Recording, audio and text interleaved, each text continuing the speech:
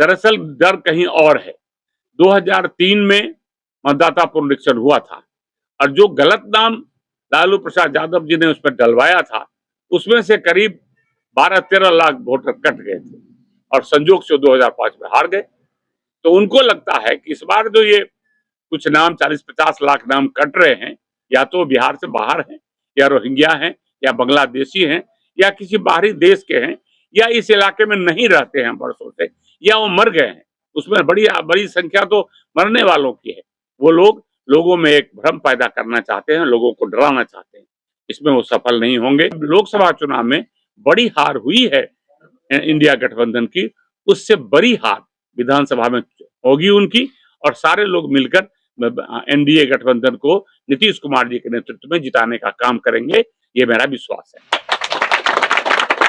107 सड़कों की स्वीकृति मिली है, उसमें कितने सड़क जो है निर्माणाधीन है? सबको काम टोटल 107 के 107 निर्माणाधीन है। जब ही निविदा प्रक्रिया पूरी हो गई तो सभी रोड को बनना है। ये 107 तो अभी स्वीकृत हुई है, कुछ इससे पहले भी स्वीकृत हुई थी जो बन गई है, तो अनवरत सड़क बन रही है। और ये जो 107 है वो सबको निर्माणाधीन मानिए। कुछ जो निविदा लेने वाले ठेकेदार हैं वो उनकी शिथिलता से कहीं कहीं विलंब हो रहा है, नहीं तो सभी रोडों को साल महीना 2 महीना के अंदर बन जाना है कि चुनाव तक सभी सड़कें दुरुस्त हो जाएं।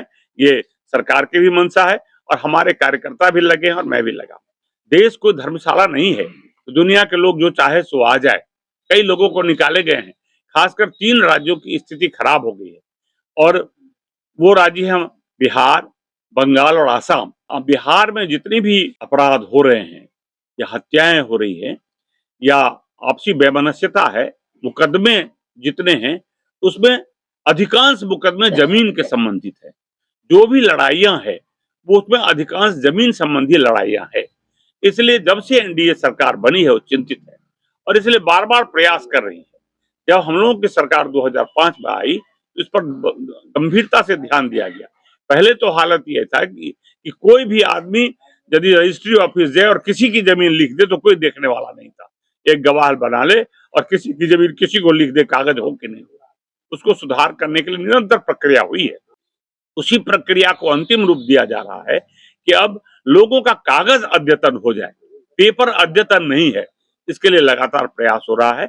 और अब राजस्व एवं भूमि सुधार विभाग के कर्मचारी गांव-गांव में कैंप लगा रहे हैं। हम आम लोगों से, खासकर बेनीपट्टी के सभी लोगों से अपील करेंगे तो जरूर वहां जाए और अपने कागज देखकर और अपने भूमि संबंधी जो परिस्थिति है उससे अवगत हो लें, उनका नाम किसका है, किसका नाम है, और उसको अपना नाम चढ़वा लें। उसे चढ़ा भी होगा, केवल उनको देखने की जरूरत है। इसलिए इसमें जो राजस्व एवं भूमि सुधार विभाग का अभियान है उसमें सहयोग करें और तभी हमारे कागज दुरुस्त होंगे।